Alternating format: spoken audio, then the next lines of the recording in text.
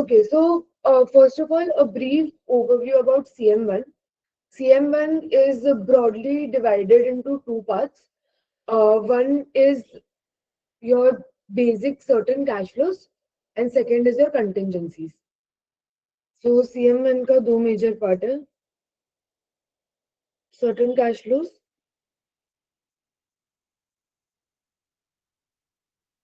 and contingencies.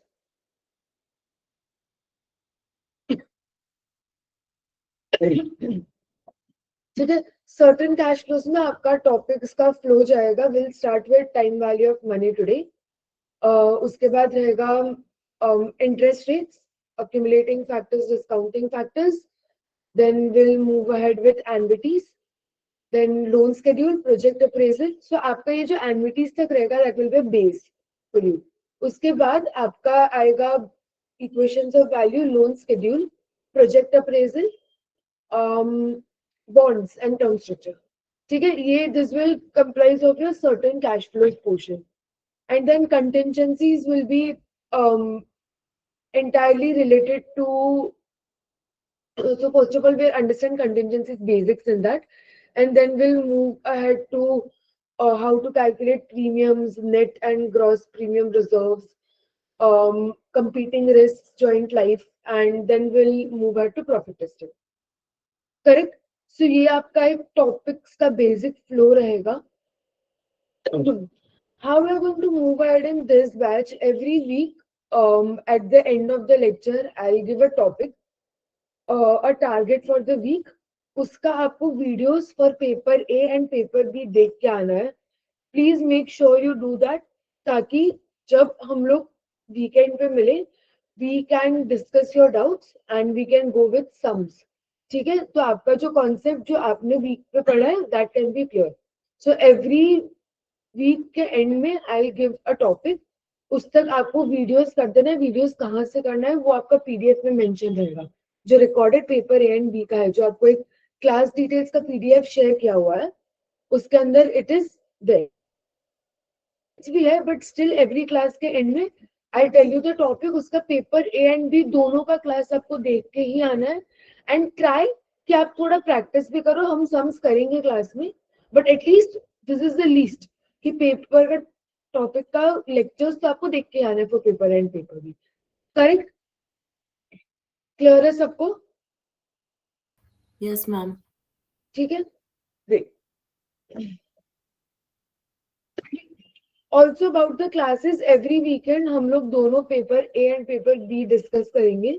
We will discuss your doubts and will discuss sums जो I feel की difficult है from the revision notes.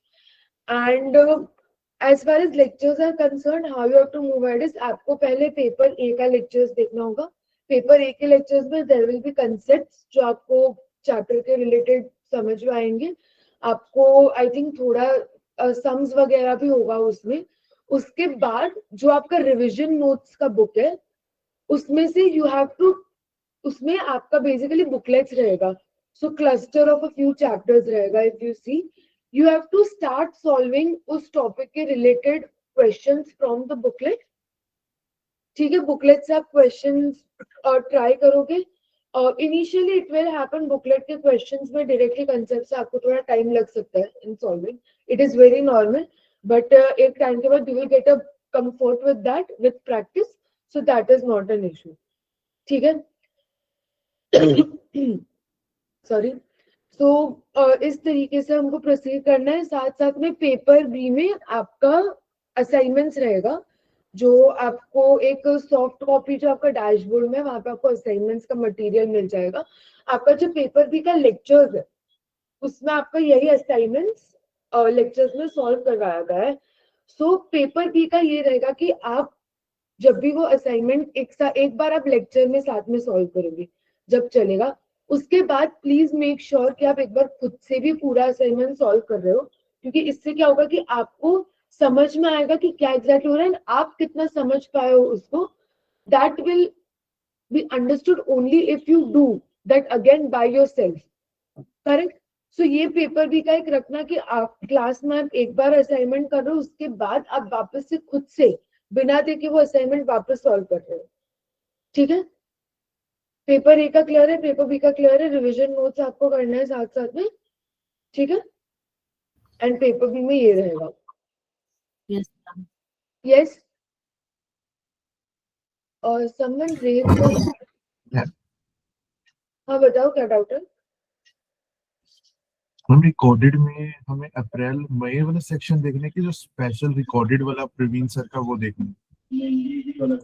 AB वाला आपका जो PDF share किया है ना क्लास डिटेल्स का, वो खोलो एक बारी।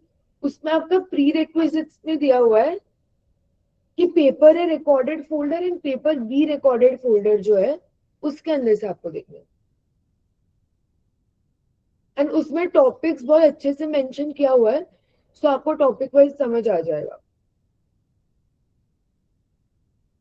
क्लियर है, पेपर है recorded and paper be recorded. Yes Aishwarya. Ma'am, paper भी पूरा रिकॉर्डेड लेक्चर्स में से करना है क्या? पेपर भी आप रिकॉर्डेड से देखोगे and then I will also in live classes weekend मैं भी पेपर भी करवाऊंगी, बट रिकॉर्डेड से प्री रिक्विजिट आपको देख के आना है।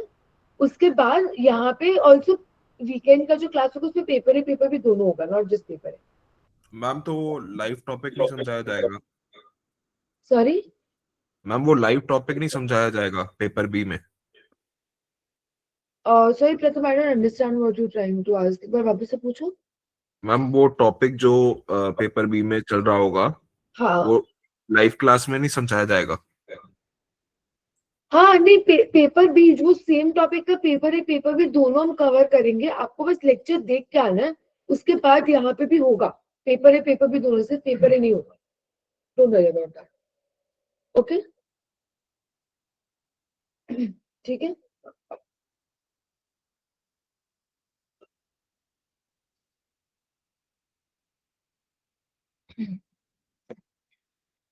तो असाइनमेंट वाला सिर्फ यही है कि पीडीएफ जो शेयर है ओनली दिस में, और कोई नहीं नहीं, वो आपको सॉफ्ट कॉपी, आपका जो डैशबोर्ड रहेगा ना उधर मटेरियल्स है, वहां पे सॉफ्ट कॉपी में सारा मटेरियल जो इंस्टीट्यूट मैट है वो सारा चीज अवेलेबल है। तो उधर एक पेपर भी मटेरियल रहेगा, उसके अंदर असाइनमेंट्स का क्वेश्चन है to refer when you watch the lectures. हाँ इंस्टीट्यूट का मटेरियल ये भी बुक वहाँ पे सॉफ्ट कॉपी में सारा सॉफ्ट कॉपी अवेलेबल है वहाँ पे। या हाँ हाँ यू कैन, या वो आई थिंक अब जो पेपर बी का लेक्चर देखोगे वो आपको अंडरस्टूड हो जाएगा।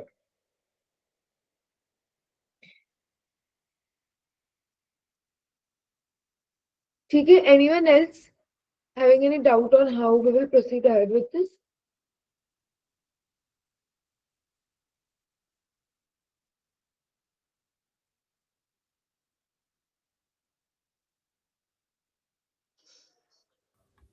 मैम एक चीज और पूछना था। हाँ हाँ बताओ प्रथम।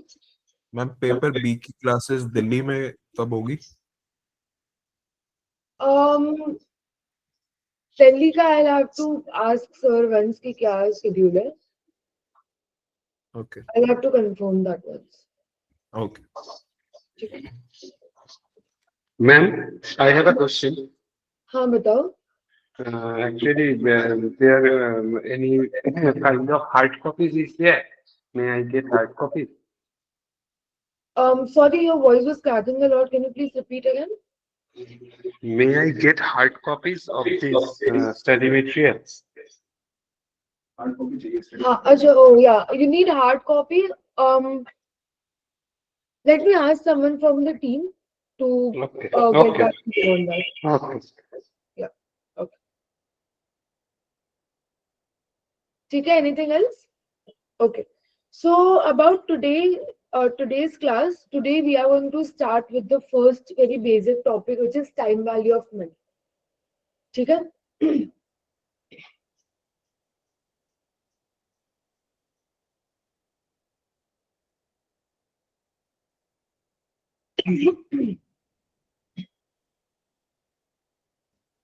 Today we are starting with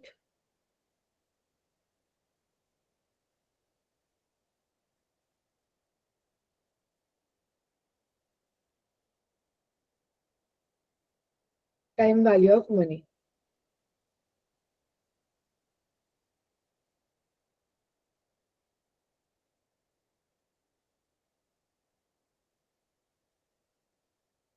So first of all, what is very basic meaning of time value of money? We all know कि अगर if we have maybe let me give an example 100 rupees today. So एक साल के बाद उसका value same नहीं रहेगा. Value of money deteriorates. We all know. इसके काफी factors हैं. One of the major factor would be inflation, I would say. कि आपका 100 रुपए में आप अभी जितना मे बी चीजें खरीद पा रहे हो which is known as purchasing power, ठीक है, उसी अमाउंट का purchasing power will reduce after a certain time. Correct. So this is basically first basic thing कि आपका value of money deteriorates with time. ठीक है. दैट्स व्हाई फॉर एग्जांपल अगर I am maybe borrowing a certain amount today. For example, I am right now here and I am borrowing maybe 1,000 today and I have to return that back after 1 year. I will not pay 1,000. I will pay something extra on that which is called interest. Correct. For example, यहाँ पे मुझे pay करना है 1100. So I paid back 100 extra as interest than what I had borrowed. Correct. Now, why is this? Why do we pay interest? So one of the major thing we discussed कि value of time, value of money decreases with time. Correct? ये 1,000 रुपया जो मैंने किसी से borrow किया होगा, after a certain time उस 1,000 का value 1,000 नहीं रहा होगा. It deteriorates. So आपको कुछ extra pay करना पड़ेगा to match that purchasing power, I would say. Correct? So first is value of money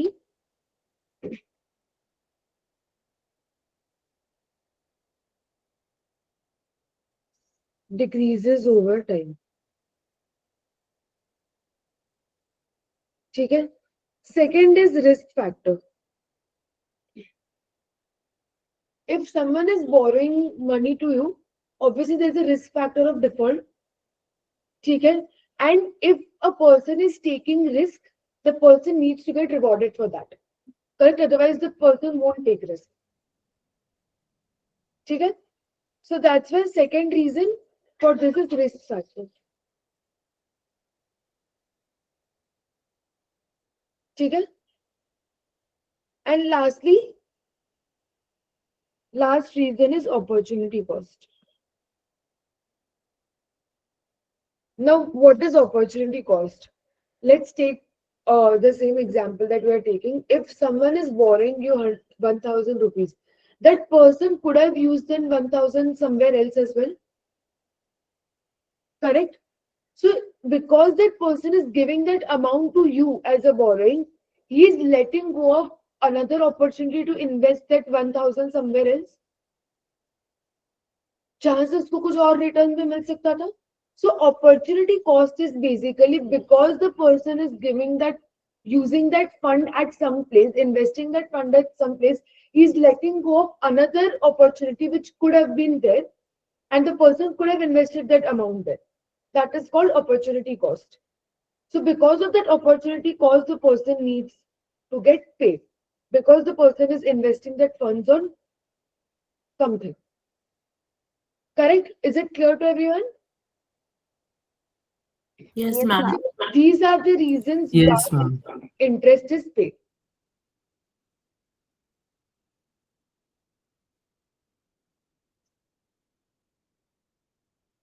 Clear? Now, two major types of interest, simple interest and compound interest. Right? Simple interest is also known as your commercial rate of interest.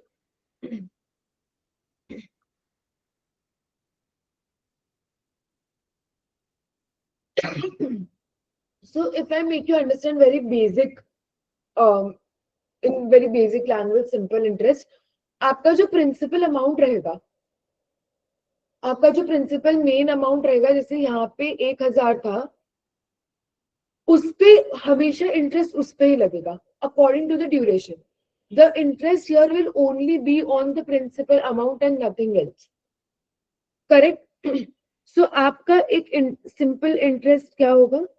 It will be the principal amount, correct, multiplied by rate of interest कितना रहेगा? Now rate is basically your rate in per annum terms, correct. ठीक है. So rate रहेगा. Now rate is in percentage, correct. So that's why we have to take here divided by 100 just to denote that percentage, correct. And multiplied by कितना time period के लिए, because rate एक particular time period के लिए होगा. ऐसा कितना time period के लिए अर्न हो रहा है तो उसके लिए V multiplied by T. This happens because आपका जो रेट है वो सिर्फ प्रिंसिपल पे लगता है for the given duration. Clear? Clear है. एंड आपका टोटल कितना अमाउंट होगा accumulated after the time will be a principal amount जो बेसिक था प्लस इंटरेस्ट कितना अर्न किया. जैसे यहाँ पे 100 इंटरेस्ट अर्न किया था तो आपका अमाउंट वाज योर प्रिंसिपल जो 1000 था प्लस इंटरेस्ट कितना अर्न किया. सो यहाँ पे it will be principal plus simple interest. Clear है? सो यहाँ पे it will be principal plus basically PRT upon 100. तो यहाँ से हो जाएगा P1 plus RT, sorry RT divided by 100.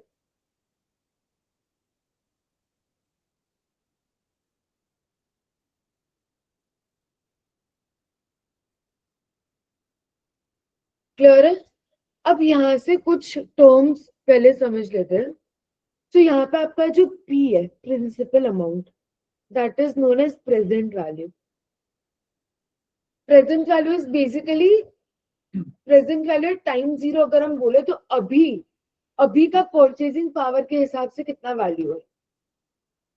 ठीक है. Your amount is basically your accumulated value. ठीक है.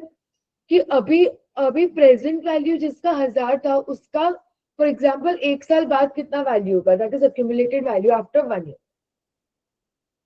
R by 100 that is your I, interest rate. ठीक है. एंड T को हम डिनोट करते हैं as N, number of the time periods. So यहां से अगर आप इसी फॉर्मूला को बनाने जाए तो accumulated value will be equal to present value into 1 plus I multiplied by N. Correct? Correct? This is your formula for accumulated value using simple interest.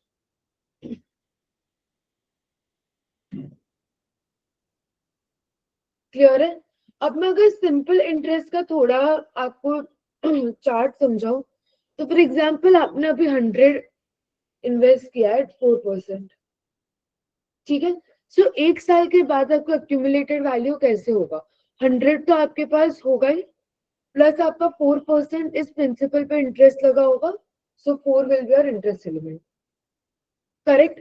अब सिंपल इंटरेस्ट में अगेन नेक्स्ट ईयर आपका इसी पे लगेगा interest 104. इस पे आपका interest नहीं लगेगा. क्लियर? आपका interest as I mention earlier सिर्फ प्रिंसिपल अमाउंट पे लगता है. क्लियर है? ठीक है. Now let's talk about compound interest.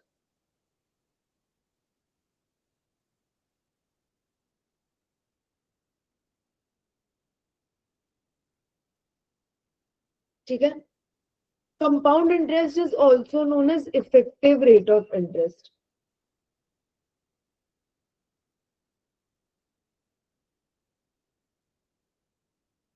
यहाँ पे आपका इंटरेस्ट पे भी इंटरेस्ट लगेगा. So taking the same example, if I am investing 100 at 4% on compound interest.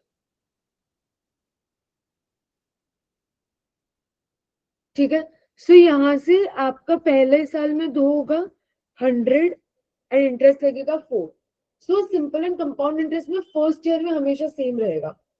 Second year में इस पे ये 100 का 100 रहेगा एंड इस पे इंटरेस्ट लगेगा 4 बट ये जो इंटरेस्ट है, ये इंटरेस्ट तो 4 रहेगा, बट इस इंटरेस्ट पे भी इंटरेस्ट लगेगा. So that will be 4 into 0.04. Correct? So compound interest basically means कि आपका प्रिंसिपल पे तो इंटरेस्ट लगता जाएगा, बट आपका जितना इंटरेस्ट प्रीवियसली अर्न हुआ है उस पे भी आपका इंटरेस्ट लगेगा. क्लियर है? So for compound interest, your amount is equal to 1, sorry, principal multiplied by 1 plus r by 100 whole to the power t. Correct. And यहाँ से अगर हम अक्यूमुलेटेड वैल्यू के हिसाब से ले, तो accumulated value is present value into 1 plus I to the power n.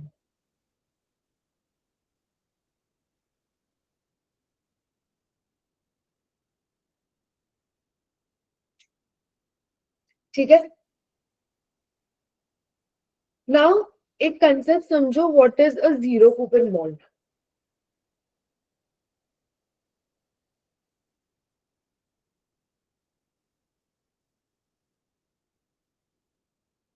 What is a zero coupon bond?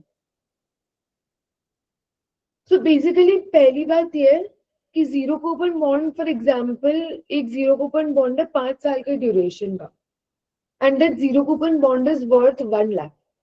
इसका मतलब ये है कि आपको 5 साल के बाद 1 लाख मिलेगा. If a zero coupon bond is of 5 years time period and it is a bond of 1 lakh, आपको 5 साल के बाद 1 लाख मिलेगा.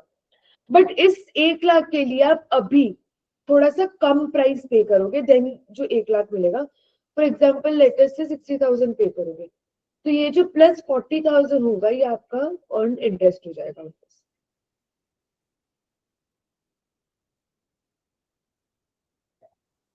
ठीक है.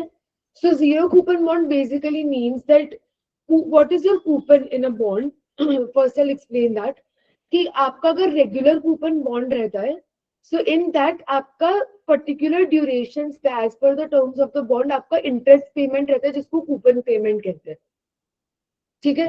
एंड उसके बाद एक रिडेम्पशन वैल्यू की पे होता है.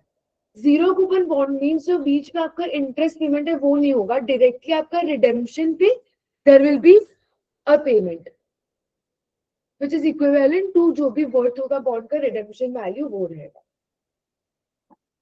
ठीक है. सो इसको हम बोलते हैं that this is issued at discount, redeemed at par, which basically means कि अगर 1 लाख का बॉन्ड है तो रिडीम्ड एट पार जो रिडेम्पशन का टाइम है उस टाइम पे वही वैल्यू मिलेगा. एट पार यानी कि जितना वर्थ का बॉन्ड है वही मिलेगा. एंड ये इशू हो रहा है कुछ डिस्काउंट पे, यानी कि 1 लाख पे कुछ डिस्काउंट करके कुछ कम करके उस वैल्यू पे इट इज इशू. क्लियर है ये चीज सबको?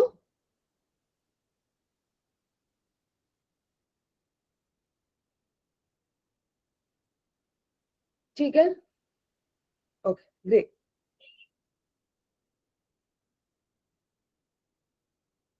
So now let us go to 1 second.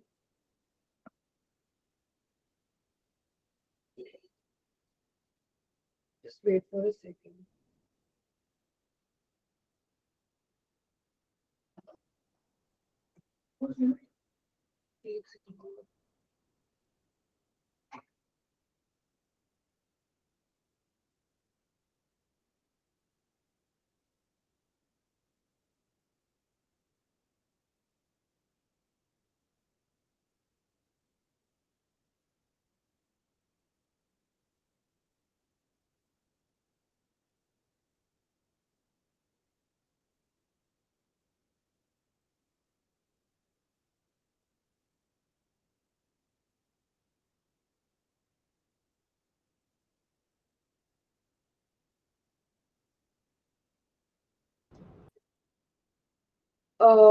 Aishwarya, what are you talking about? Can you please unmute and elaborate that?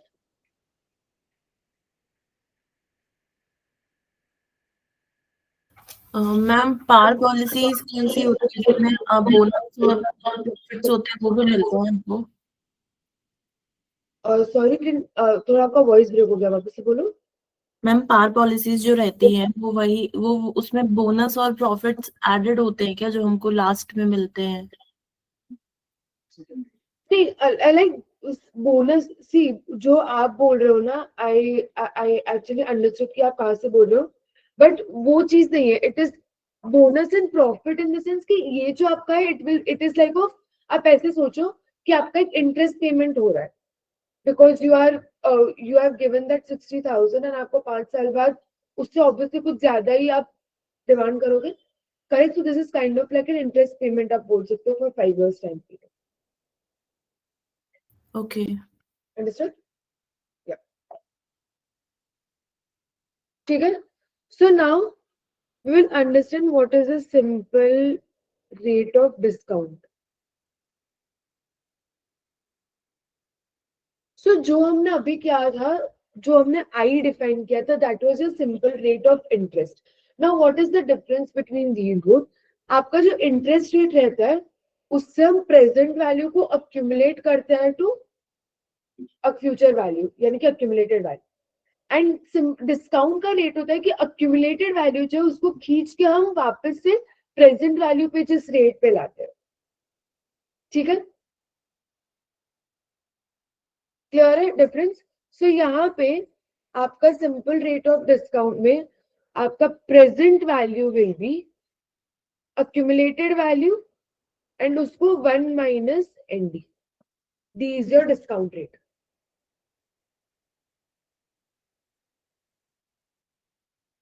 ठीक है. अक्यूमुलेटेड वैल्यू को हम खींच के अभी के वैल्यू पे ला रहे हैं.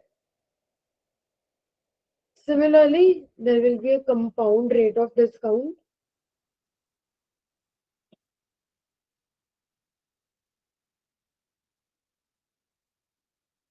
जहाँ पे आपका present value will be accumulated value into 1 minus d whole to the power n.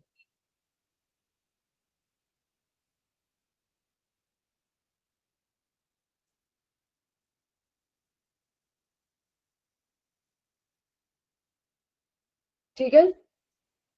Clear है यहाँ तक सबको?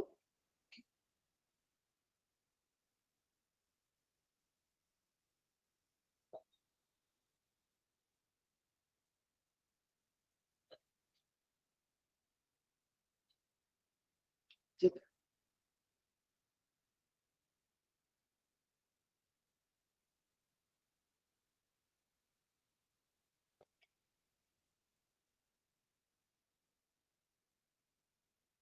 ठीक है. सो एक दो एग्जाम्पल्स देख लेते हैं इसका, जिससे आपको पूरा चीज अच्छे से क्लियर होगा.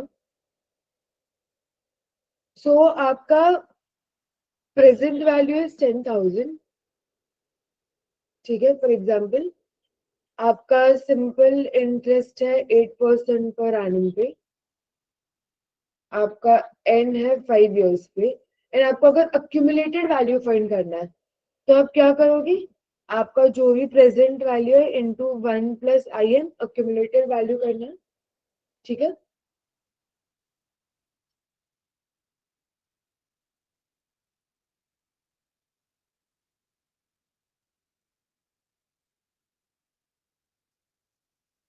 ठीक है. सो यहाँ से basically what you will do, आप इस 10,000 वो सिंपल इंटरेस्ट का बात करें, सो 1 प्लस 0.08 इंटू 5, ये करके you will get an accumulated value. Clear है? A very basic thing just to make you understand कि कैसे दिस थिंग वर्क्स.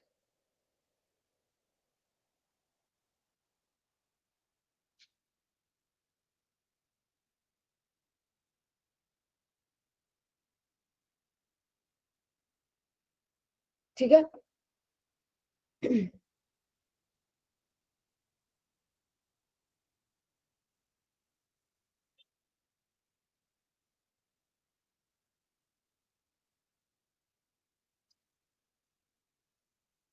वैसे अगर यहाँ पे कोई कंपाउंड इंटरेस्ट दिया होगा, फॉर एग्जांपल 7% पे, तो आप अक्यूमुलेटेड फाइंड करोगे as present value into 1 plus I to the power n.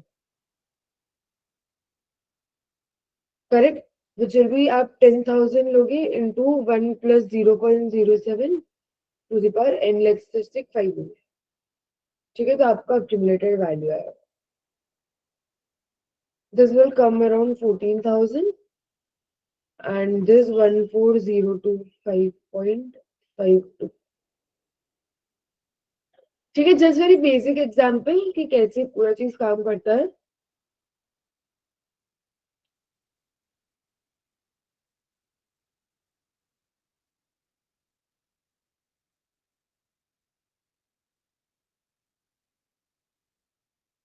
ठीक है, ये बहुत ही बेसिक हो गया. Now for example, yes, is there a doubt?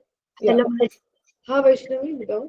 हाँ मैम, आपने जो जीरो कूपन बॉन्ड में बताया था ना, हाँ. 40,000, सो Yeah. पर जब हम डिस्काउंट पढ़ते रहते हैं तो विल बी गिवन परसेंटेज और will be given the figure of that amount. नहीं, मतलब इन क्वेश्चन यू आर सेइंग. हाँ मतलब in general what will be given. Rate होता है यूजुअली, रेट होता है usually. तो it wasn't just an example, right? हाँ, ये तो एग्जाम्पल था. वैसे सी, ये अमाउंट जो होता है ना वो रेट से डिटरमाइन होता है. वो रेट ही होता है, उससे फिर कैलकुलेशन करके अमाउंट डिटरमाइन होता है. या okay, thank you.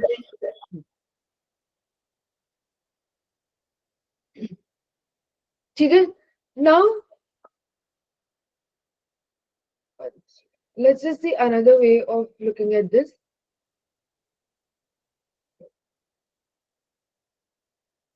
Now for example, आपको accumulated value दिया हुआ है 15,000, आपको n दिया हुआ है 3 years. So usually आप accumulated value से present value find करने के लिए we just determine कि हम d यूज करते हैं. बट फॉर एग्जाम्पल आपको सिंपल इंटरेस्ट दिया हुआ है, नॉट सिंपल डिस्काउंट एट 10%. तो आप क्या करोगे? आपके पास एक्यूमुलेटेड वैल्यू का फॉर्मूला है इन टर्म्स ऑफ आई कि 1 प्लस आई एन ये रहता है.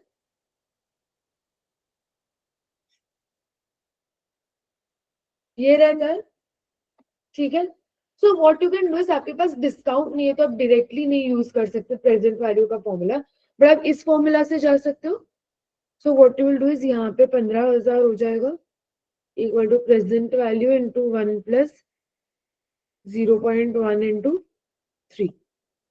करेक्ट. सो प्रेजेंट वैल्यू के लिए आप अक्यूमुलेटेड वैल्यू के डिवीजन में ये चीज लेके आओगे. क्लियर है चीज? ठीक है. इस पे then we are going to make a few formulas which will help us later. So इधर से आई थिंक आपका हो जाएगा 11,538.46.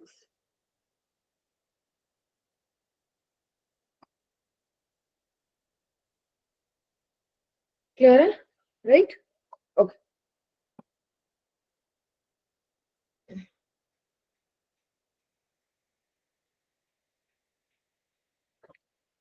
ठीक है.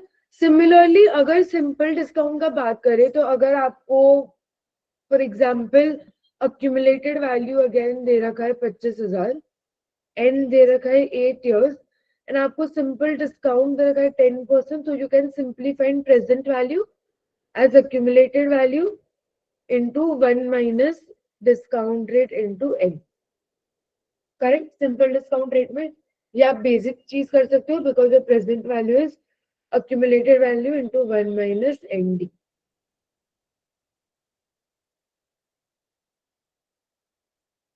Clear? So this will around I think come up to 5,000.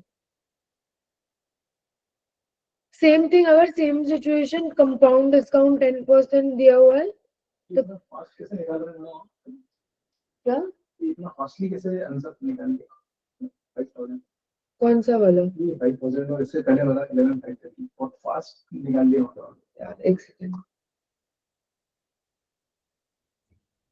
इधर like I have people giving me answers in the online thing. Yeah.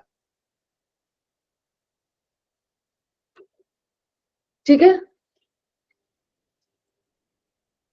यहाँ तक क्लियर है?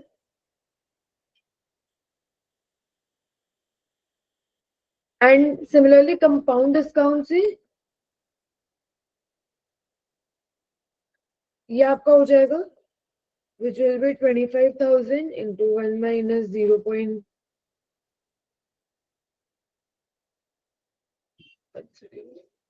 Yeah. 1 minus 0.1 whole to the power 8. Correct? यहाँ से क्या आंसर आया?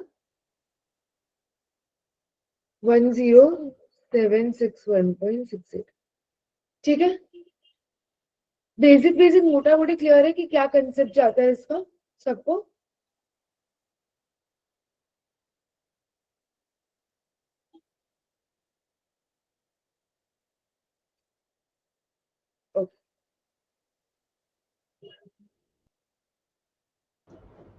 Yes, let's continue. I hope यहाँ तक किसी को कुछ डाउट नहीं, अगर है तो पूछ लो. Okay, great. Let's move ahead. Now we are going to understand what is accumulation factor and discounting factor. So अभी तक जो हम कर रहे थे, those were simple interest rate, compound interest rate, and simple discount rate and compound discount rate. Now what is accumulation and discounting factor? So accumulation factor is denoted by A0N. This is basically your accumulation factor from time 0 to time n. ठीक है, this is known as accumulation factor from time 0 to time n. So accumulation factor कैसे समझाएंगे? So आपका present value में जो factor पूरा multiply होता है to get to accumulated value, that is your accumulation factor. So basically I can say कि your accumulated value is present value into accumulation factor. Present value में कितना factor accumulation factor multiply हुआ जिससे accumulate होके accumulated value आया. So that is your accumulation factor. ठीक है, वैसे ही we have discounting factor as V0N. This is basically your, let me write here, this is your accumulation factor from time 0 to time n, and this is your discounting factor from time n to time 0. Clear है? Clear है सबको?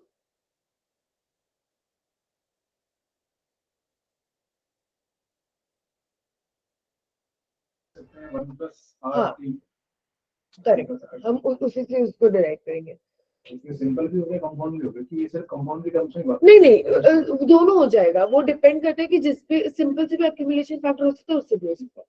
ठीक है, यहाँ से आपका present value क्या हो जाएगा? accumulated वैल्यू में क्या फैक्टर मल्टीप्लाई कर रहे हैं तो वो टान के डिस्काउंट होके प्रेजेंट वैल्यू पे आ रहा है. सो accumulated value into the discounting factor. 1 minus b raised to the power n. हाँ, वो वाला हो जाएगा.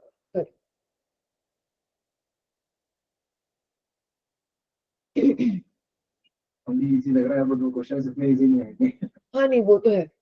सी दीज आर द बेसिक्स. अगर आपका ये क्लियर होगा ना, तो जब वो टॉपिक्स आएगा आगे वाला, आपको बहुत हेल्प होगा इसमें.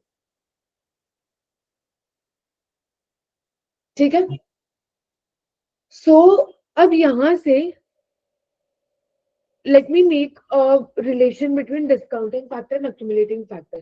ठीक है, यहाँ पे अगर मैं प्रेजेंट वैल्यू का निकालूं से इधर से, तो प्रेजेंट वैल्यू आपका हो जाएगा accumulation factor divided by accumulated value divided by accumulation factor, यहाँ से ऊपर वाली इक्वेशन से. एंड दूसरे में प्रेजेंट वैल्यू है accumulated value into discounting factor. Correct, मैंने बस दोनों से प्रेजेंट वैल्यू का इक्वेशंस इक्वेट कर दिया. This is also present value, this is also present value. Clear है? ठीक है, सो यहाँ से I can see कि 1 upon accumulation factor is equal to discounting factor. दूसरा वाला क्या क्या है? AB upon H तो समझ में आ गया. AB into DF present value का ही फॉर्मूला हुआ है. अच्छा, हाँ, उसी को इक्वेट किया है बस. ठीक है, और else I can see that accumulation factor is equal to 1 upon discounting factor, one and the same thing. Correct. So basically what we are determining is that there is an inverse relationship between accumulation factor and discounting factor. Clear है? ठीक है, now we will make a summary जिसमें you understand कि आप सारे जो हमने 4 types of rates किए अभी तक, simple interest rate, compound interest rate, simple discounted and compound discounted, आप सबसे अक्यूमुलेशन फैक्टर भी निकाल सकते हो, डिस्काउंटिंग फैक्टर भी निकाल सकते हो, जो भी आपको दिया हो। नहीं कर पाया तो क्यों हुआ? इस चीज का कर लो एक बारी। हाँ,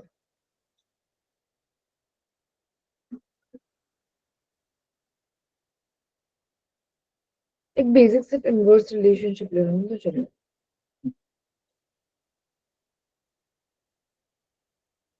ठीक है, सो नाउ हम एक समरी बनाएंगे इस पूरी चीज का।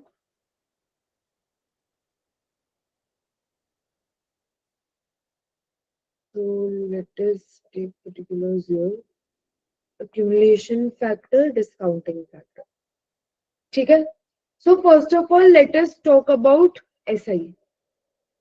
ठीक है, SI में हमने क्या देखा था, present value is accumulated through this 1 plus I into n से टू accumulated value. So यहाँ पे आपको accumulation factor directly मिल जाएगा which is 1 plus ni. Correct, ये क्लियर है पहले सबको? इधर से accumulation factor को सीधा सीधा मिल जाएगा। Is this clear to everyone?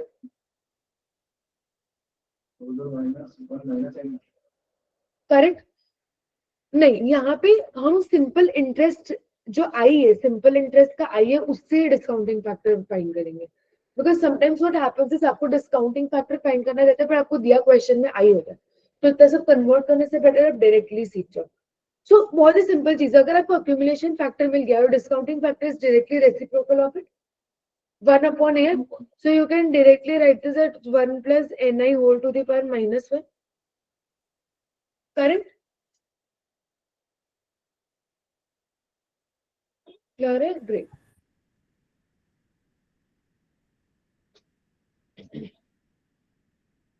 ठीक है, नेक्स्ट कंपाउंड इंटरेस्ट देखते हैं।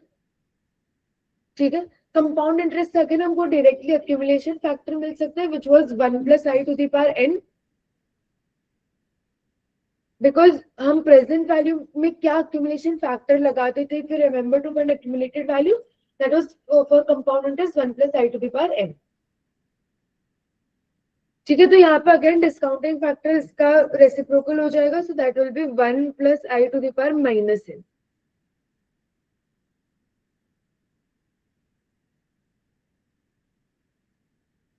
क्लियर है? ठीक है, similarly let us go to simple discount. अब सिंपल डिस्काउंट से हमको डायरेक्टली डिस्काउंटिंग फैक्टर मिलेगा बिकॉज वी डिटरमाइन कि सिंपल डिस्काउंट का जो डी रेट है उससे हम अक्यूमुलेटेड वैल्यू को डिस्काउंट कर सकते हैं 1 minus n into d.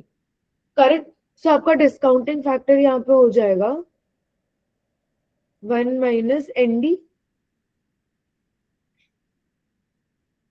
Correct, ये आपका डिस्काउंटिंग फैक्टर हो जाएगा। एंड अब आपको अक्यूमुलेशन फैक्टर फाइंड करना है तो अगेन इसका इनवर्स कर दोगे, so that will be 1 minus nd to the power minus 4.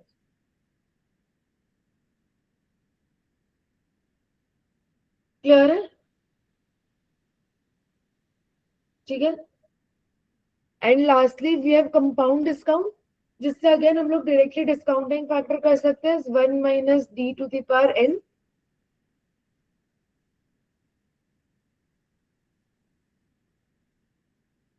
Correct, so यहाँ से आपका अक्यूमुलेशन फैक्टर हो जाएगा inverse of this 1 minus d to the power minus n.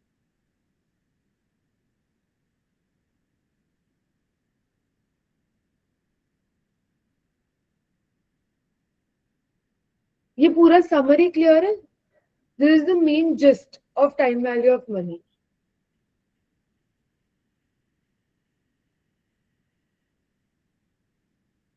ठीक है, उसका इन्वर्स कर देना है बस। हाँ हाँ, जहाँ से हो रहा है this basically this summary is made for an ease कि आपको अगर कोई भी टाइप का रेट दिया हो आप उससे सीधा सीधा आपका वैल्यूज फाइंड कर सको। ठीक है,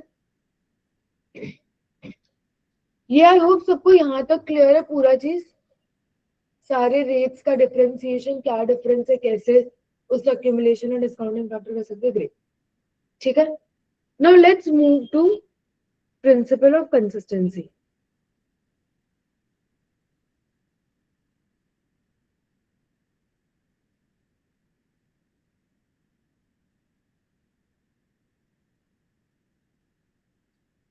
Now, before starting this, please understand this. This is applicable for compound rates only. Compound interest rate या discount rate दोनों चलेगा, but compound rates जो simple rates है उस पे applicable नहीं है. ठीक है. So what does principle of consistency basically mean? कि फॉर एग्जाम्पल आपको एक टाइमलाइन बनाता है. This is time zero. Time zero is basically अभी. ठीक है. Time 1 year, time may be 5 year, time 8 years, time 10 years.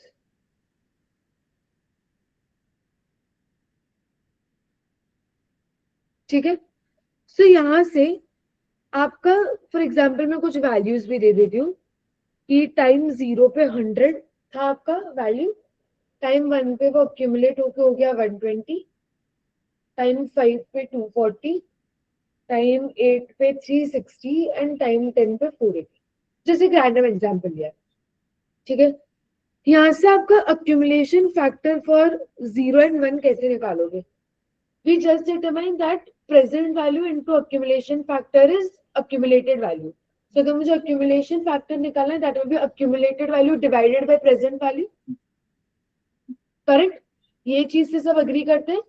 So यहाँ पे आपका अगर 0 से 1 का बात करूं तो 1 पे आपका accumulated value है 120 on present value 100. So यहाँ से आपका हो गया 1.2.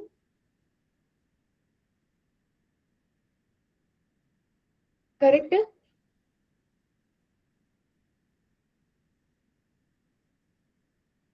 Right? Next, now if I take accumulation factor but from 1 to 5, please make sure this is not from 0 to 5, 1 to 5. इनके इस ड्यूरेशन का बात कर रहे हैं. तो यहाँ पे आपका accumulated हो जाएगा जो है टाइम 5 पे है 240 एंड यहाँ पे आपका प्रेजेंट वैल्यू वो हो जाएगा जो टाइम 1 पे है बिकॉज हम 1 से 5 का accumulation factor देख रहे हैं. So it will B 120. Understood. ये हो जाएगा 2. करना पड़ेगा. 4 years में हो रहा है तो रेट ऑफ इंटरेस्ट वो कुछ नहीं करना. हाँ, हम यहाँ पे रेट से कंसर्न नहीं है ना. हम सीधा सीधा accumulation factor ही फाइंड कर रहे हैं वो पूरे ड्यूरेशन का. सो वो इधर जरूरत नहीं. और इसमें रेट भी मिक्स होगी तो फिर कॉम्प्लिकेटेड हो जाएगा. हाँ हाँ. नहीं, कॉम्प्लिकेटेड बात नहीं. ये जो मैं ये एग्जांपल ले रही हूँ जैसे प्रिंसिपल समझाने के लिए. फिर आप जब डायरेक्टली वो प्रिंसिपल यूज करोगे फिर भी सिंप्लीफाइड होगी. ठीक है. बट प्रिंसिपल का एक्सप्लेनेशन जब आपको समझ आए कि प्रिंसिपल का मतलब क्या exactly, that will be much better.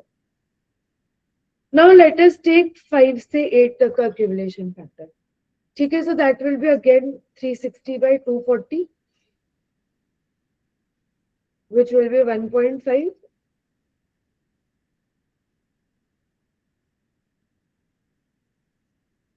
ठीक है. Next is A 8 to 10. So that will be 480 by 360 which will be around 1.33 or 33 जितना आप ले सकते. ठीक है. So what we did here is 0 से 10 का जो ड्यूरेशन था उसको हमने we divided it into pieces and each का accumulation factor we found.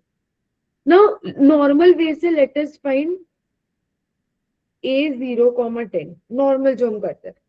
So basic क्या हो जाएगा 480 divided by 100 which will be 4.8. ठीक है. Now there is another way for this. आप ये जो सारा चीज आपने किया ना इसको मल्टीप्लाई करके देखो. फ्रैक्शंस वाला देखो, डेसिमल वाला मत देखो, कॉम्प्लिकेटेड हो जाएगा.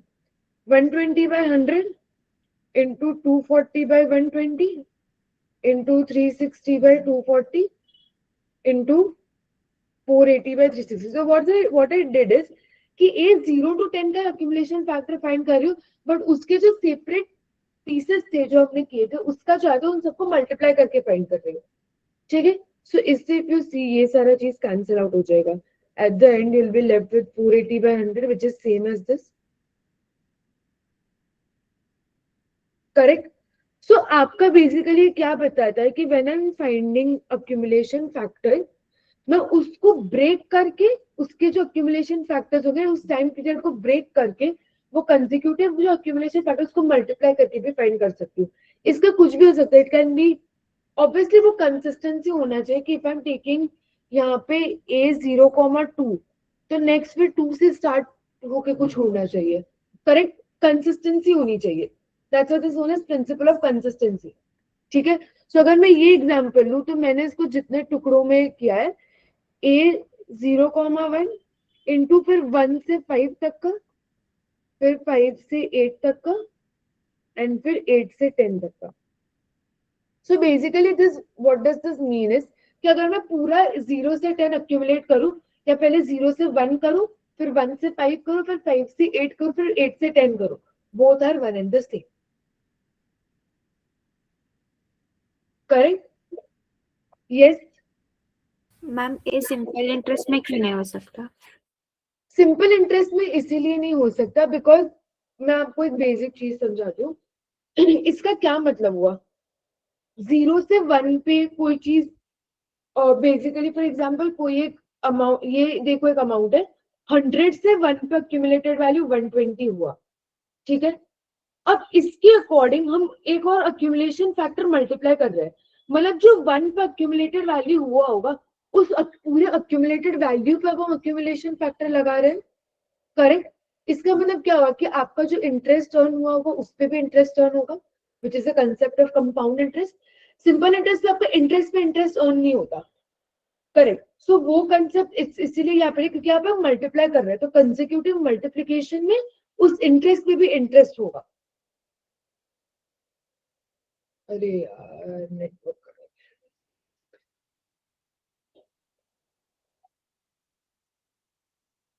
Am I audible to you guys clearly? Yes ma'am. Okay. ठीक है. ये चीज क्लियर है. आई थिंक वैष्णवी का Yeah. डाउट है ना. या ओके. ठीक है. So this principle of consistency applies only for compound rates. ये सेम चीज आप डिस्काउंटिंग फैक्टर्स के लिए भी कर सकते हो. It works as well. कि अगर V010 है so you can do V01 into V1 to 5, 5 to 8, 8 to 10, या कोई भी कॉम्बिनेशन में हो सकता है. सो दिस बेसिकली मीन्स कि अगर मुझे 10 से कुछ 0 तक डिस्काउंट करना है तो पहले यहाँ पे 10 से 8 पे कर रही हूँ, 8 से 5 पे, 5 से 1 पे, देन 1 से 0 पे. सो वर्क्स फॉर बोथ. ठीक है. So this basically sums up your concept of time value of money.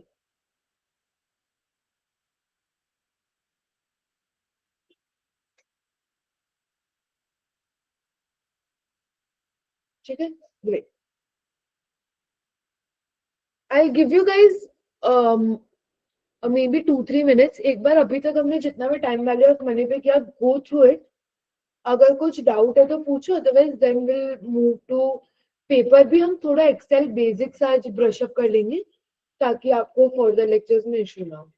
Ma'am एक डाउट था जो मैथ का था. हाँ बताओ. उसमें ना वो इक्विवेलेंट का कुछ दिया हुआ था. Equivalent can you please elaborate a bit. Ma'am मैं वो क्वेश्चन भेज दूँ ग्रुप पे. ठीक है भेज दो.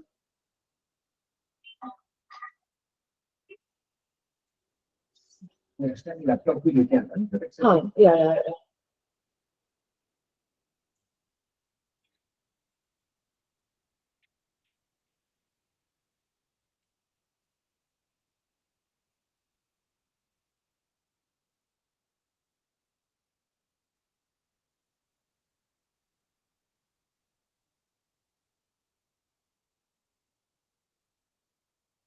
मैम मैथ के थर्ड क्वेश्चन था.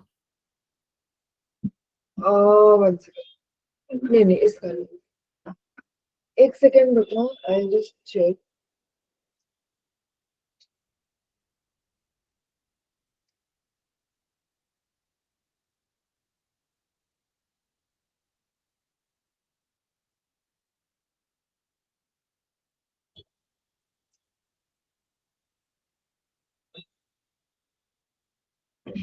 ग्रुप पे भेजना क्वेश्चन बिकॉज नॉट खुलने में बहुत टाइम लग रहा है.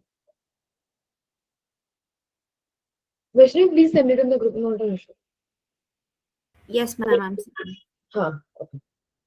मैं वहाँ पे हमारे लॉगिन में सॉफ्ट मटेरियल्स में दिया हुआ Soft copy रहेगा. है। ऐसे वो डाउनलोड तो बंद हो गया, शायद मेरे को हार्ड कॉपी ऑर्डर करनी पड़ेगी। Yeah. पर दोनों बेटर है। Hmm.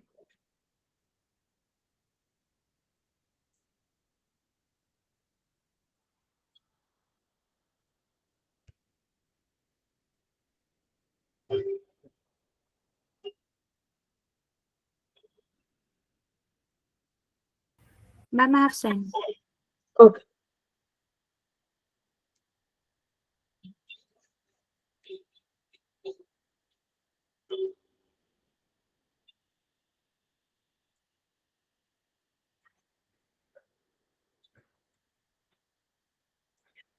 A bank account pays effective annual interest rate of 10%.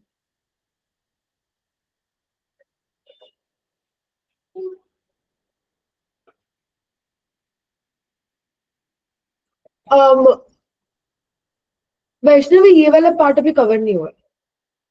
Okay, ma'am. ये होगा अभी. हाँ. ठीक है, ये वाला पार्ट अभी कवर नहीं हुआ है, ये होगा.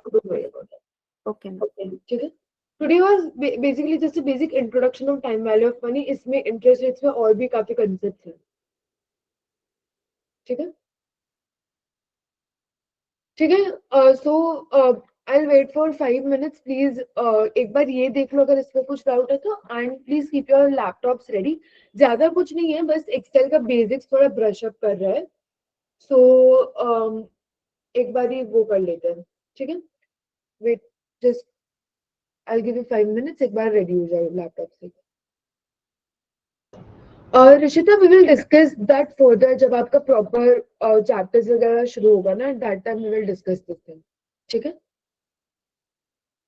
यूजुअली एकदम फाइनल आंसर दो डेसिमल पॉइंट तक लिखते हैं, but that is the final answer. जो मिडीवियल कैलकुलेशंस, जो आप फर्दर टॉपिक्स पे आई थिंक आपको ज्यादा क्लियर होगा कि मिडीवियल कैलकुलेशंस में हम ज्यादा डेसिमल प्लेसेस लेते हैं. Okay, we'll start now. I hope everyone is ready with their laptops. ठीक है. बहुत ही बेसिक एक्सेल मैं थोड़ा ब्रश अप करवा दूंगी. ठीक है आप लोग का, ताकि आप लोग फिर पेपर बी में you can continue. So let's start. Excel आपका स्क्रीन शेयर करना बाकी है ना.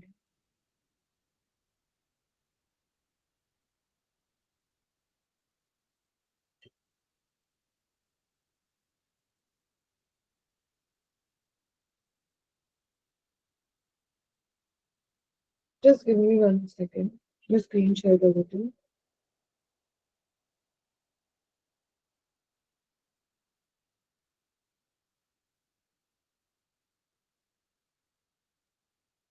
From Excel to this is. नहीं इधर से कर रही हूँ स्क्रीन शेयर.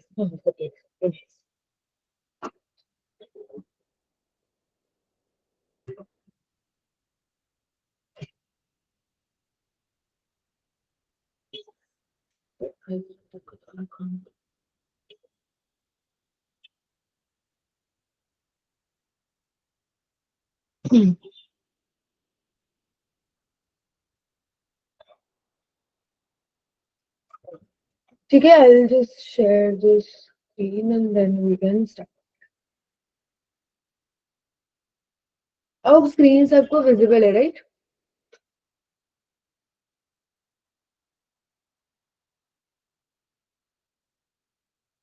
ठीक है.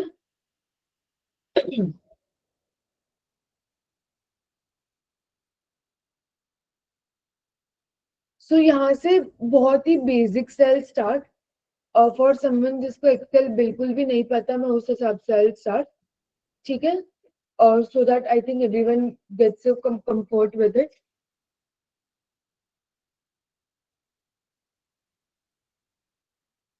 ठीक है. एंड एक्सेल में काफी शॉर्टकट्स वगैरह रहेंगे, जिसका basically I mention a lot. आप जब लेक्चर देखोगे मैम भी मेंशन करेंगे काफी में. वो shortcuts please try to use it daily. तो आपका एक यूज में आ जाएगा. They really help a lot when it comes to getting efficiency in your work. ठीक है. सो पहले बहुत ही बेसिक अगर मैं बताऊं तो when you do control N तो आपका एक नया वर्कबुक खुलता है इन एक्सेल. ठीक है. And one Excel workbook has multiple worksheets. Correct. To insert a new sheet यहाँ पे आपका एक इंसर्ट वर्कशीट का ऑप्शन रहता है. You can just press that and you create a new worksheet for yourself. ठीक है. सो दिस इज ये आपका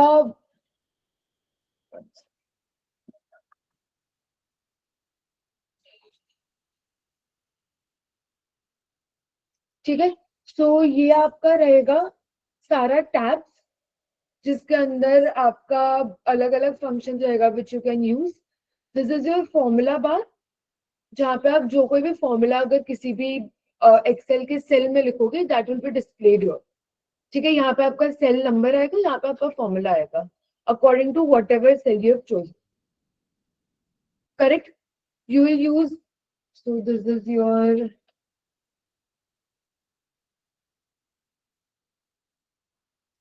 इंट्रोडक्शन टू एक्सेल. करेक्ट. तो सेल A1 में दिस इज योर वैल्यू से यहाँ पे आपका फॉर्मूला बार में आ गया. करेक्ट. ठीक है. यहाँ से will do a few shortcuts. Control N sorry control N is for a new workbook. Correct. यहाँ पे आप वर्कशीट नेम से करते हैं. आप वर्कशीट्स को रीनेम भी कर सकते हो. जैसे यहाँ पे बेसिक आपका शीट 1 शीट 2 आएगा. So when you go here and when U double click on this तो आपका ये जो शीट है आप बैक स्पेस करोगे तो आप इस शीट को रीनेम कर सकते हो. This I am renaming this to introduction. ठीक है. यहाँ से आप शीट्स को रीनेम कर सकते हो. एंड देन रीनेम करके व्हेन यू प्रेस एंटर तो आपका basically sheet will be renamed as any other name you want to give. Next thing if you want to move this sheet from here to basically anywhere तो आप एक चीज कर सकते हो. यहाँ से प्रेस करके इसको ड्रैग कर सकते हो कहीं पे भी. So if you see introduction sheet is gone to next. ठीक है. एंड आपको अगर इस शीट को कॉपी भी करना है तो भी आप कर सकते हो. तो मूव और कॉपी के लिए भी यूज है shortcut which is alt E M. Alt E M जब आप प्रेस करोगे ये एक डायलॉग बॉक्स खुलेगा. दिस इज योर मूव और कॉपी शीट. इसको आप यहाँ से भी कर सकते हो. अगर इस शीट पे आप क्लिक करोगे तो यहाँ पे मूव एंड कॉपी का ऑप्शन रहता है. But as I said always try to have inculcate a habit of using shortcuts. They always help. Yeah, alt em.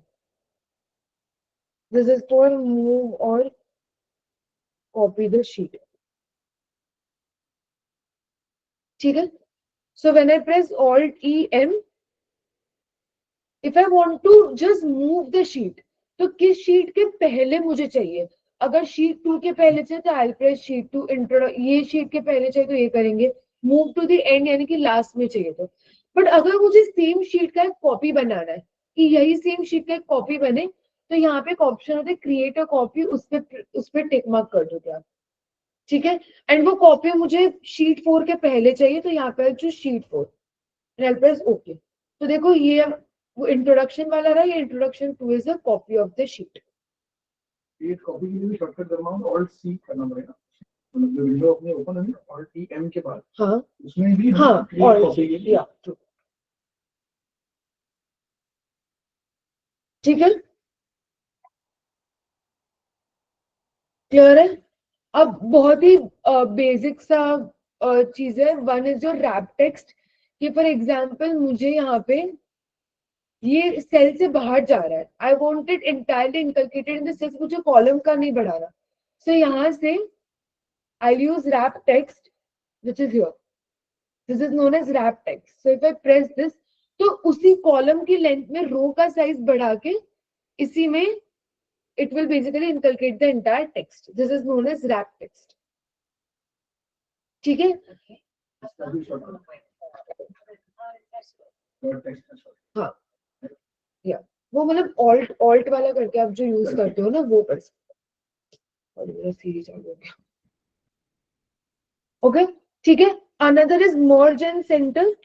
So if I'm writing here something and I want कि ये दोनों cell merge होके इसमें दिखे, so I'll just select these cells and यहाँ पे एक option होता है merge and center. When I press this, तो ये दोनों देखो पहले इंडिविजुअल सेल्स पे आ रहा था ये चीज, अब दोनों पे एक साथ आएगा. सो सेल A6 एंड B6 दोनों merge हो गया है साथ में. क्लियर है? This is your merge and center.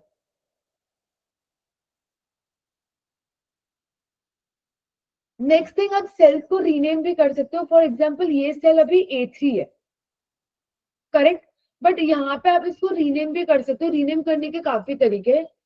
If U double click this, तो क्लिक करोगे यहाँ पे तो ये खुल जाएगा. अब मुझे फॉर एग्जाम्पल इस सेल को नाम देना है न्यू एंड एंटर. तो अब इस सेल पे जब आप प्रेस करोगे इस सेल का नाम न्यू हो जाएगा. ठीक है. ये करना क्यों जरूरी है? जब आप कभी कभी काम करते हो काफी ज्यादा सेल्स रहेगा तो आप इसको एज अ रेफरेंस यूज कर सकते हो. जो भी आपका सेल नेम रहता है उसको आप एज अ रेफरेंस किसी और फॉर्मूला में, जब when you move ahead with some complex formulas, तब आपको समझ आएगा that this gets really helpful there.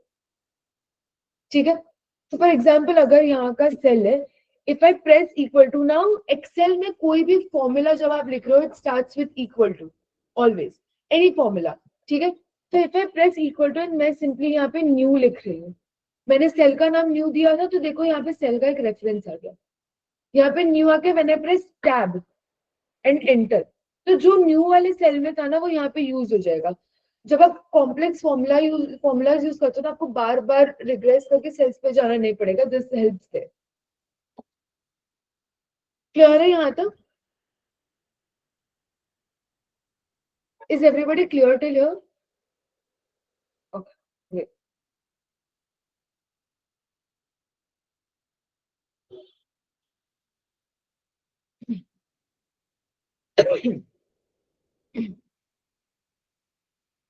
ठीक है. So we did wrap text, we did merge and center, we did renaming cells के कुछ और तरीके हैं. So when you go here,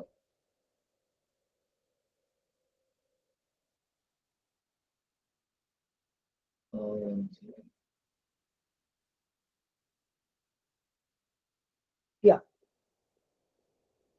go to this formulas tab. यहाँ पे आपका डिफाइंड नेम्स का रहेगा. ठीक है. इसमें when you do this name manager, so name manager में आपने पूरे शीट में जितने भी सेल्स को रीनेम किया होगा वो सारा आपका एक लिस्ट आ जाएगा. फॉर एग्जाम्पल यहाँ पे आएगा कि मैंने एक सेल को न्यू रीनेम किया था. ठीक है. So this comes here. आप इसको यहाँ से ये रीनेम अगर मैंने डिलीट कर दिया यहाँ से, ओके एंड क्लोज, तो देखो वापस अब इस सेल का नाम A3 हो गया. ठीक है. सो यहाँ से सॉरी यहाँ से आपका आप न्यू भी ऐड कर सकते हो, आप डिलीट भी कर सकते हो, आप एडिट भी कर सकते हो कोई नाम. Correct. This is a name manager. ठीक है. यहाँ पे आपका एक डिफाइंड नेम है.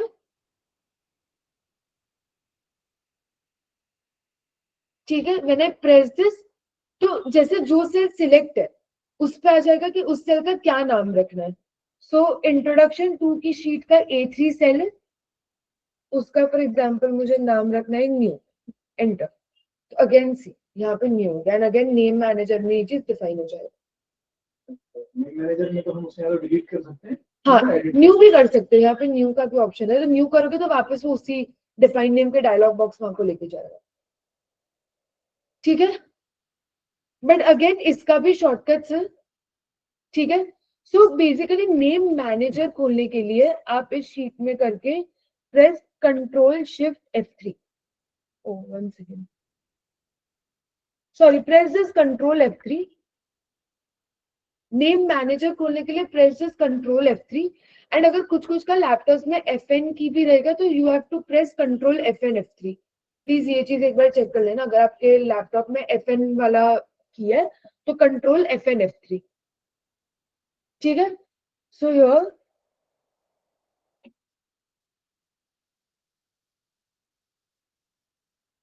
कंट्रोल F3 से आपका नेम मैनेजर खुलेगा. Now if I want to rename a cell, for example मुझे इस सेल को रीनेम करना है, ठीक है, तो नेम मैनेजर की जगह डायरेक्टली डिफाइन नेम फाइंड करने के लिए यहाँ पे फॉर एग्जाम्पल मुझे ये सेल नेम करना है इसके बगल वाले सेल के नाम से. यहाँ पे मैंने इसका डिस्क्रिप्शन दिया, मुझे इस डिस्क्रिप्शन को इसका नाम बनाना है. ठीक है, सेम पहले मैं इसको डिलीट कर देती हूँ ताकि आपको क्लियरली समझ आए. इसको अभी के लिए डिलीट कर देती हूँ. या control F3 is for this. ठीक है, नाउ फॉर एग्जाम्पल ये 3 है जो सेल्स, मुझे इनको रीनेम करना है फ्रॉम दीज 3 जो इसके बाजू वाले सेल पे है. So what I'll do is I'll select these. ठीक है, press Control Shift F3. नहीं, more than one है नहीं, because मुझे directly इसके बाजू वाले से करना है ना. I don't want to typically type the name. मुझे इसके बाजू वाले से करना है. So I'll select this Control Shift F3.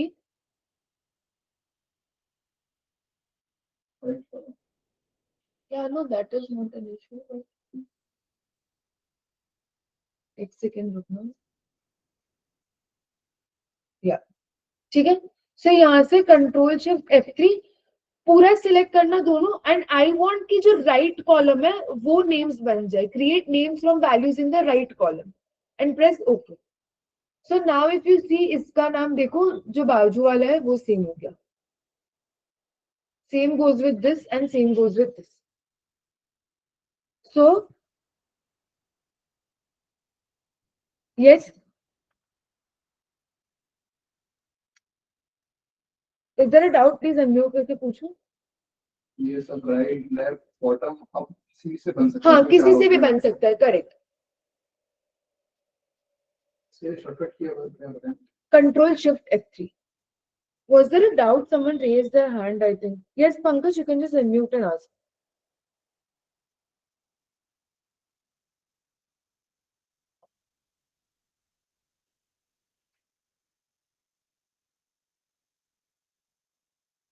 ये आपका लेक्चर रिकॉर्डेड में भी नजर आएगा. हाँ हाँ हाँ, yeah. Okay.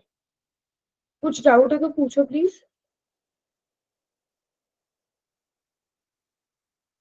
Control F3, F4, etc. disabled in II. What are the? Oh yeah, okay. So because they are disabled in II, तो फिर आप इसको directly इस तरीके से, उसका इसका कोई alternative नहीं है. बट आपको फिर इस तरीके से, जैसे मैंने बताया, जो दूसरे 2 वे से यू कैन यूज दैट. आई में आपका वो चीज दिक्कत रहेगा, right. So please all those people who are from I ना, प्लीज मेक अ हैबिट कि आप लोग यूजुअली भी यूज ना करो जो एफ कीज है, क्योंकि आई डिसेबल कर देता है वो चीजें. ठीक है, वो ऑटोमेटिकली तो टाइम ज्यादा नहीं है, ये शॉर्टकट्स अलाउड नहीं है, तो ऑटोमेटिकली पेपर में उतना टाइम एक्स्ट्रा पेपर सब सेट करते हैं. नहीं, शॉर्टकट्स अलाउड है, बस एफ कीज जो रहती है ना, फंक्शन कीज उतना अलाउड नहीं है, जस्ट दैट. ठीक है, यहाँ तक आई होप बेसिक सबको क्लियर है. ठीक है, नाउ वन मोर शॉर्टकट. अगर मुझे इससे लास्ट रिटर्न, जो कंसेक्यूटिव रिटर्न लाइन रहता है, उससे लास्ट रिटर्न लाइन पे जाना है, so if I press control down तो डायरेक्टली मैं लास्ट पे पहुंच जाऊंगी. ठीक है, लास्ट बेसिकली कंसेक्यूटिव जो रहता है उसमें, वैसे कंट्रोल साइड भी रहता है, कंट्रोल डाउन भी रहता है, करेक्ट. एंड अगर मुझे पूरा चीज सिलेक्ट करना है तो आई प्रेस कंट्रोल शिफ्ट डाउन, तो ये पूरा चीज सिलेक्ट हो जाएगा. अभी स्पेस छोड़ के और नीचे जाना हो, मतलब डायरेक्टली 9th सेल में जाना होगा इंट्रोडक्शन. तो फिर आपको वापस से कंट्रोल शिफ्ट डाउन करना पड़ेगा. सेकंड टाइम भी करते सेकंड टाइम करना पड़ेगा, वो नहीं, वो पॉसिबल नहीं रहता.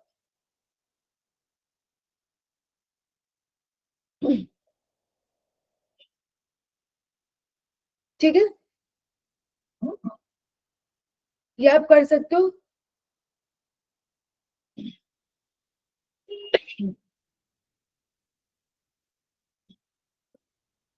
ठीक है, now let's move ahead with a few functions.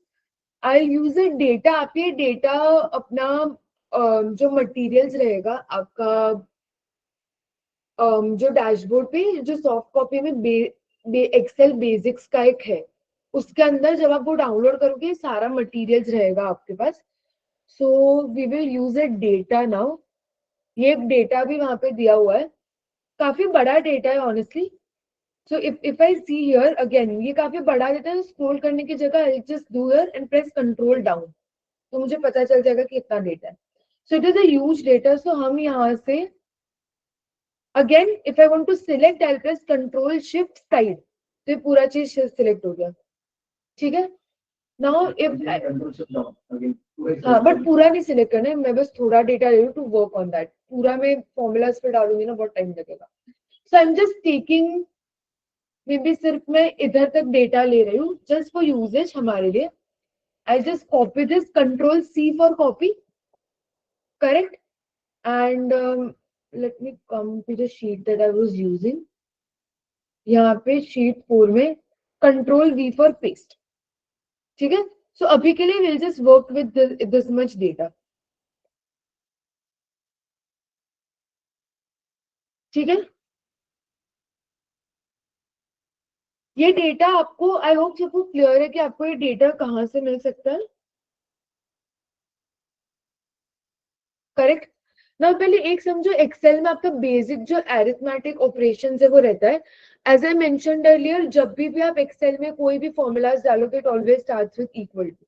So any basic arithmetic function if I do, basically बहुत ही बेसिक करो 5+, एनी अरिथमेटिक फंक्शन आपका plus minus multiplication division basic हो सकता है. Now what if here I want to create BMI. आपका यहाँ पे बीएमआई डेटा में दिया है. What if I want to create BMI divided by age. मुझे सारे सेल्स के लिए, इंडिविजुअल के लिए this BMI divided by age, BMI divided by age सबके लिए चाहिए. ठीक है. So what I'll do is I'll do select this cell equal to, because I want to put a formula. अब मुझे कोई स्पेसिफिक नंबर नहीं डिवाइड करना, मुझे सेल्स से वैल्यू लेना है. ठीक है. So what I do is I select this cell. अब जब इस पे प्रेस करोगे तो ऑटोमेटिकली यहाँ पे C2 आ जाएगा. ठीक है. Divided by, I press this cell as वाला, correct, and then press enter, तो आपका डायरेक्ट कैलकुलेशन हो जाएगा. नाउ ये सारे सेल्स के लिए मुझे सेम चीज करना है. ठीक है. So I will just press this, double click this, and सबके लिए ये सेम चीज हो जाएगा. हाँ, एग्जैक्टली. क्लियर है.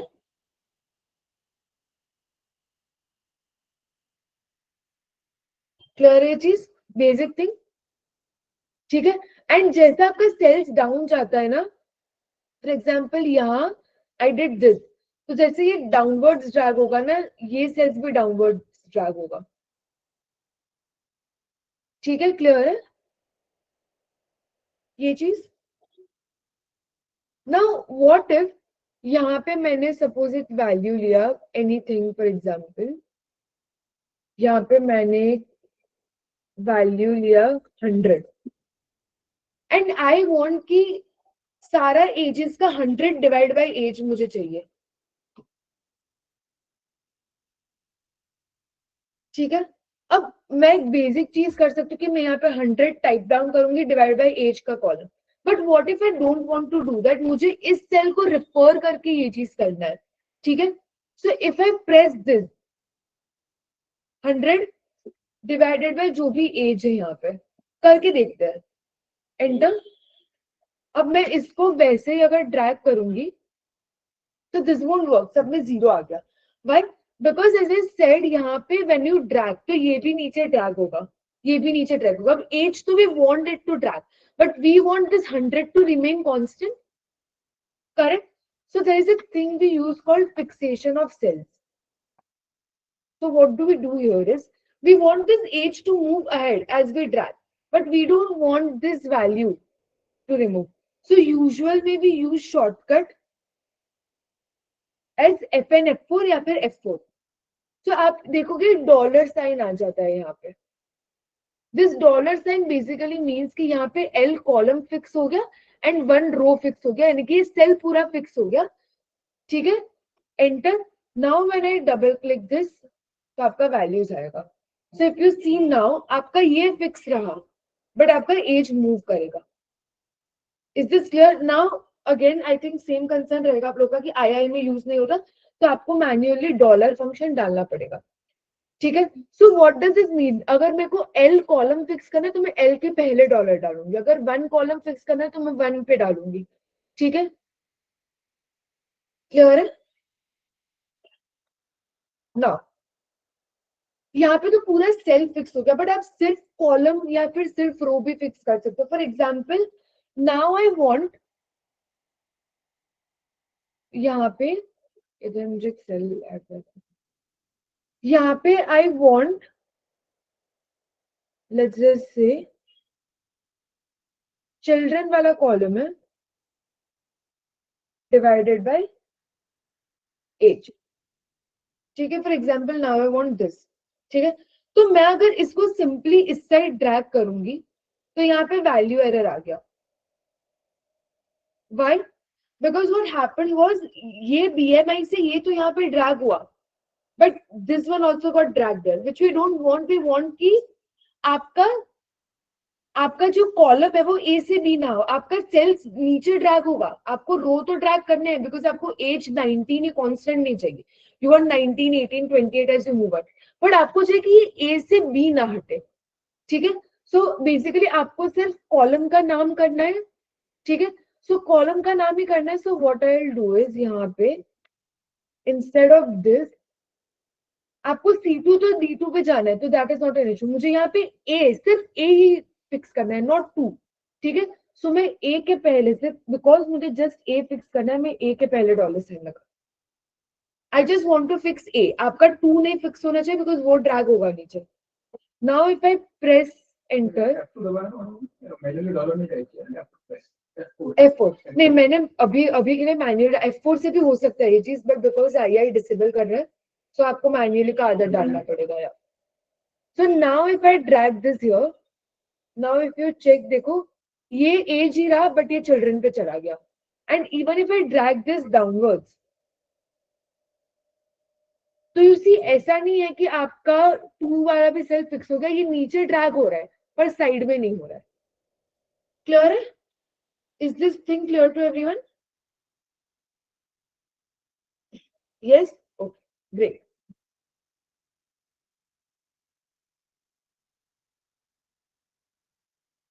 नाउ इसी डेटा को यूज करके आई विल एक्सप्लेन थोड़े लॉजिकल ऑपरेटर्स आप लोगों को. ठीक है, let me create a new sheet. New sheet के लिए what do we use? Alt E N. Correct, I want to create a copy of this sheet and move it to the end. So let me remove this things.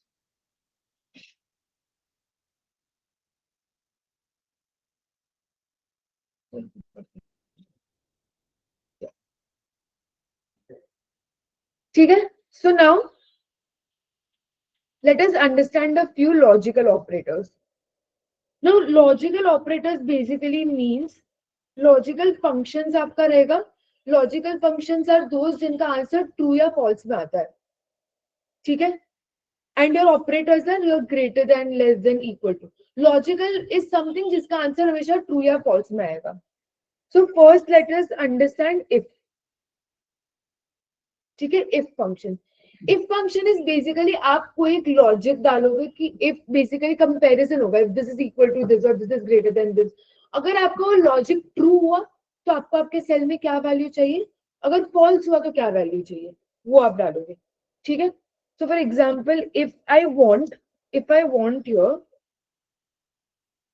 कि if age is greater than 20, अगर age greater than 20 है तो I want yes, otherwise I won't no. So again we are writing a function, so we'll start with equal to if. अब यहाँ पे मुझे हर एक particular age के लिए चाहिए, तो आई सिलेक्ट दिस सेल. अगर आप देखोगे यहाँ पे आपका सिंटैक्स आ जाता है फॉर्मूलाज का एक्सेल में, ठीक है। लॉजिकल टेस्ट क्या है, if this age, I press this because मुझे नीचे ड्रैग करना है इसको, correct. So this, if this is greater than 20, तो आपका वैल्यू क्या चाहिए, आई वॉन्ट येस, बट आपको अगर आप कुछ कैरेक्टर्स लिख रहे हो so you will put it in double inverted comma. जब भी आप कैरेक्टर्स लिखते हो you need to put that in double inverted commas, text है इसीलिए, नंबर लिखोगे तो वो दिक्कत नहीं होगा, ठीक है। And if this condition is not true then I want false, then I want no, correct. ये चीज क्लियर है सबको। Now when I press enter, if you see this is 19 which is not greater than 20, तो no आ जाएगा। इसको अगर आप drag करोगे, सो इफ यू सी सारा एज ग्रुप के लिए आ गया, ठीक है। इफ यू वांटेड कि 20 पे भी यस है तो आपको ग्रेटर देन इक्वल टू 20 डालना पड़ेगा, make sure you know that, ठीक है।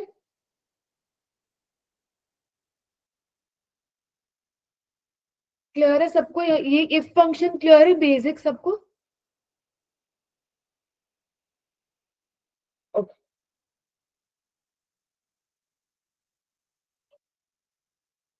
ओके, ठीक है। नाउ हम इफ के साथ हम एंड फंक्शन भी यूज करेंगे। Now what is and function, अब इफ में ना देयर इज एन इशू कि आप यहाँ पे एक ही कंडीशन डाल सकते हो, ठीक है। बट व्हाट इफ आपको 2 3 4 कंडीशंस डालना है एक साथ, ठीक है। So that's when you use if and if और। सो एंड फंक्शन बेसिकली क्या करता है, if I show you and का सिंटेक्स, आपको मल्टीपल लॉजिक्स डालना होगा, ठीक है यहाँ पे। अब and is what, if I say this condition 1 and condition 2, it means दोनों फुलफिल होगा तब भी इट इज ट्रू। अगर दोनों में से कोई एक भी फुलफिल नहीं हुआ तो it will be false. Now for example यहाँ पे सेल ऐड कर देते हैं,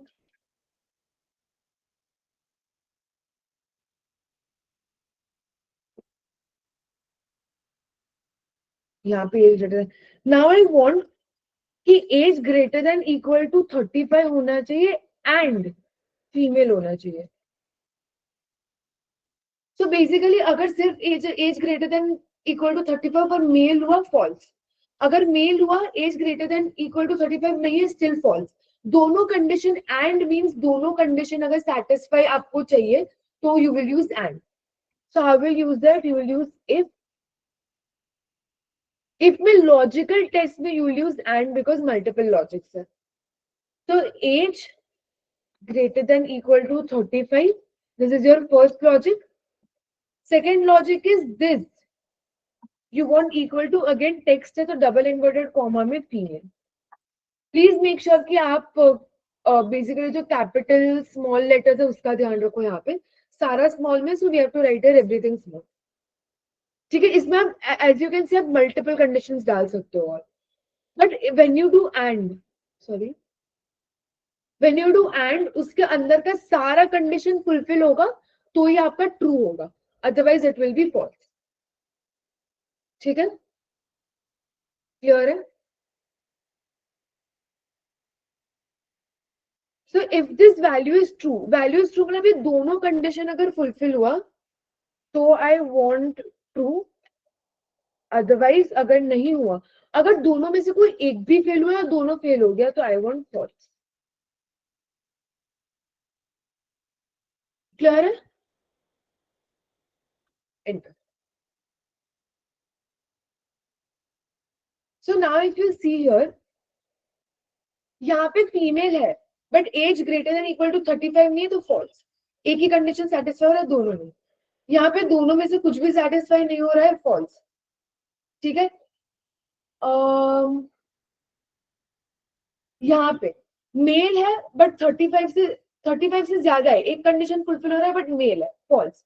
यहाँ पे इफ यू सी दोनों कंडीशन फुलफिल हो रहा है, फीमेल भी है 35 से ज्यादा भी एज है, so it is coming age. So and when do we use and, we want कि ऑल द मल्टीपल कंडीशन सब अगर फुलफिल हो तो ही true, otherwise false. And if and clear है सबको, please show thumbs up.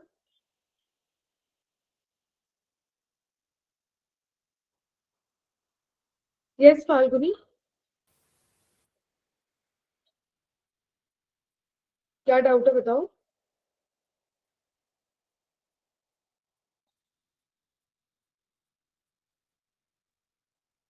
Please unmute करके बताओ।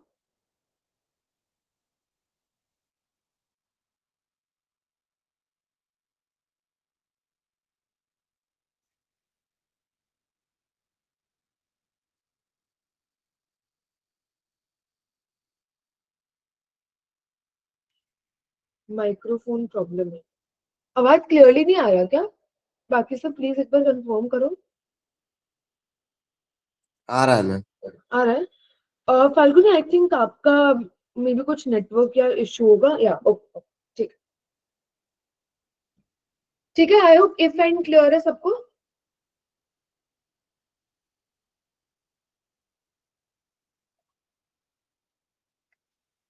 नेक्स्ट आता है इफ और।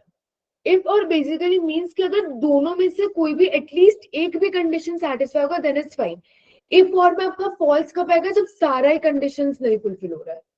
ठीक है, एंड में क्या था? ट्रू आएगा जब सारा कंडीशन ट्रू होगा, और में अगर सारा कंडीशन फॉल्स होगा तो ही फॉल्स आएगा। अदरवाइज अगर एक भी कंडीशन अगर फुलफिल हो गया then it will come as true. ठीक है, so maybe I want someone जो मेल हो और स्मोकर हो। ठीक है, तो अगर फीमेल एंड स्मोकर होगा तो भी आपका ट्रू आएगा, मेल एंड नॉन स्मोकर होगा तो भी ट्रू आएगा। आपका ट्रू तभी नहीं आएगा जब फीमेल होगा नॉन स्मोकर होगा, क्योंकि दोनों में से कुछ कंडीशन सेटिस्फाई नहीं हो रहा है। ठीक है, so again I start with if. Logical test में हम डालेंगे और। इसमें भी आप मल्टीपल लॉजिक्स डाल सकते हो। सारा अगर फॉल्स हुआ तो ही फॉल्स आएगा, बाकी ट्रू आएगा। तो और this is equal to male, sorry let me put it in small values. ठीक है,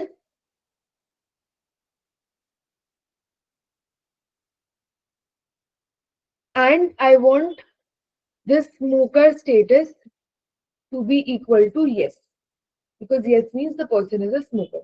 दोनों में से कोई भी एक कंडीशन सेटिस्फाई हो गया तो it will be true. I want this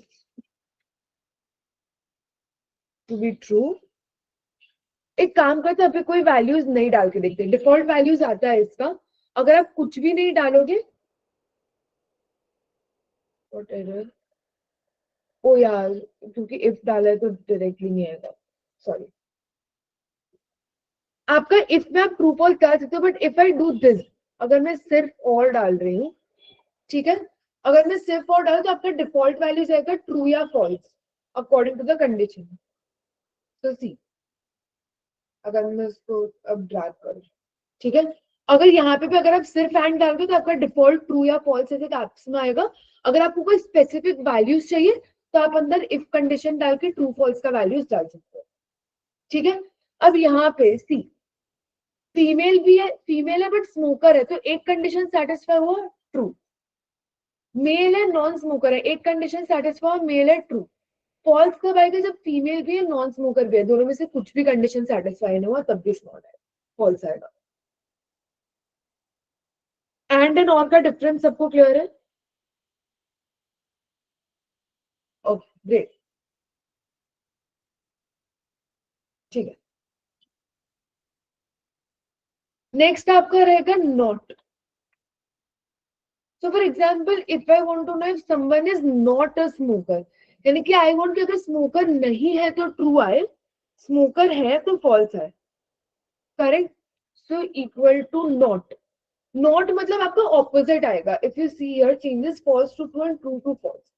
so अगर नॉट में मैंने लॉजिक डाला कि I want this not this equals to yes, मतलब कि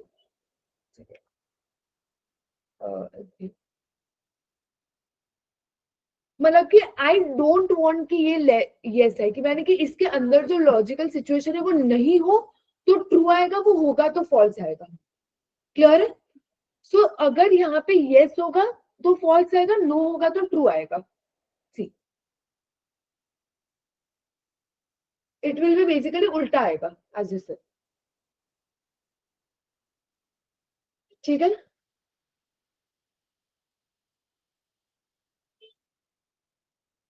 क्लियर है?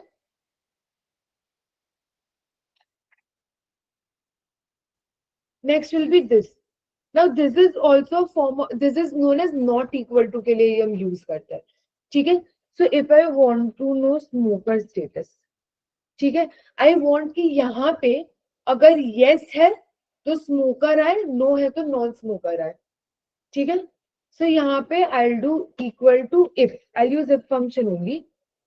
If this is not equal to, just because मुझे नॉट इक्वल टू दिखा है, नॉट इक्वल टू के लिए we use this, less than and greater than साथ में यूज करते हैं। If this is not equal to yes, यानी कि नो है, करेक्ट, तो in that case I want here non smoker, correct, double inverted commerce में लिखेंगे।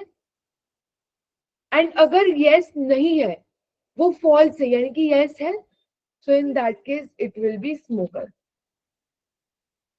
ये फंक्शन क्लियर है सबको?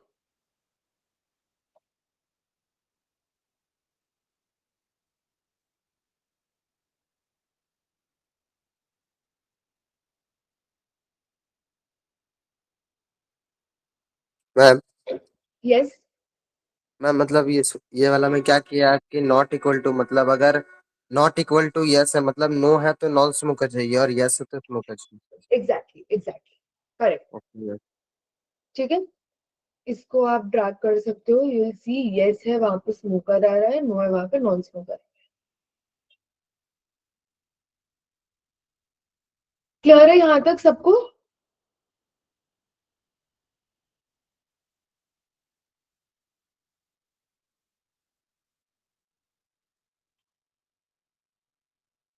ठीक है, बस 1 घंटा एक्सेल रहेगा, ठीक है। या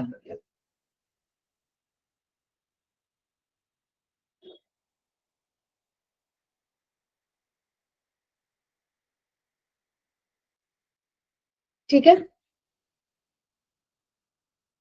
आई होप क्लियर है यहां तक।